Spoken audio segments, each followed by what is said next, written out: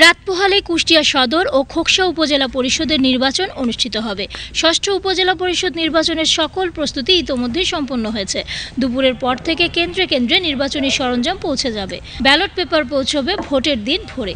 এদিকে নির্বাচনকে কেন্দ্র করে জেলার আইন শৃঙ্খলা পরিস্থিতি ঠিক রাখতে নেওয়া হয়েছে বাড়তি নিরাপত্তা।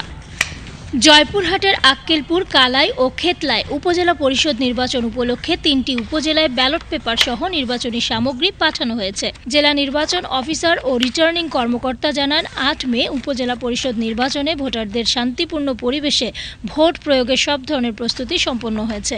পুলিশ, র্যাব সহ আইনশৃঙ্খলা রক্ষায় দায়িত্বপ্রাপ্ত সদস্যরা কঠোর নিরাপত্তায় নিয়োজিত থাকবে।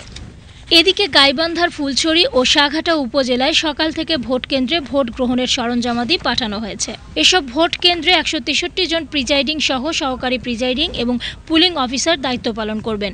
এছাড়া আনসার পুলিশ ভোট কেন্দ্রে আইনশৃঙ্খলা রক্ষায় দায়িত্ব পালন করবে। অপরদিকে র্যাব এবং স্ট্রাইকিং ফোর্স হিসেবে কাজ করবেন, থাকবেন ম্যাজিস্ট্রেটরাও।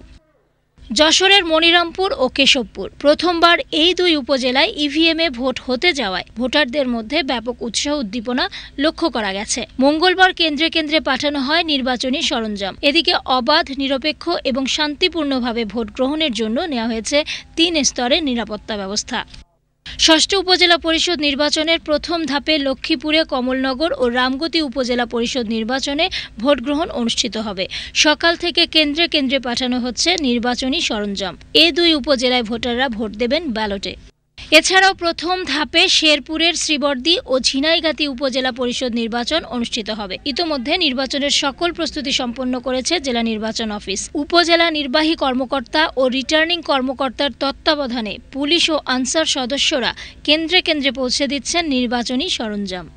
ষষ্ঠ উপজেলা পরিষদ নির্বাচনের প্রথম ধাপে বাগেরহাট জেলায় সদর উপজেলা সহ কচুয়া ও রামপাল উপজেলায় নির্বাচনী সামগ্রী বিতরণ সম্পন্ন হয়েছে। সোমবার দুপুরে কচুয়া ও রামপাল উপজেলা নির্বাচন অফিস থেকে এসব সামগ্রী প্রিজাইডিং কর্মকর্তার কাছে বুঝিয়ে দেওয়া হচ্ছে।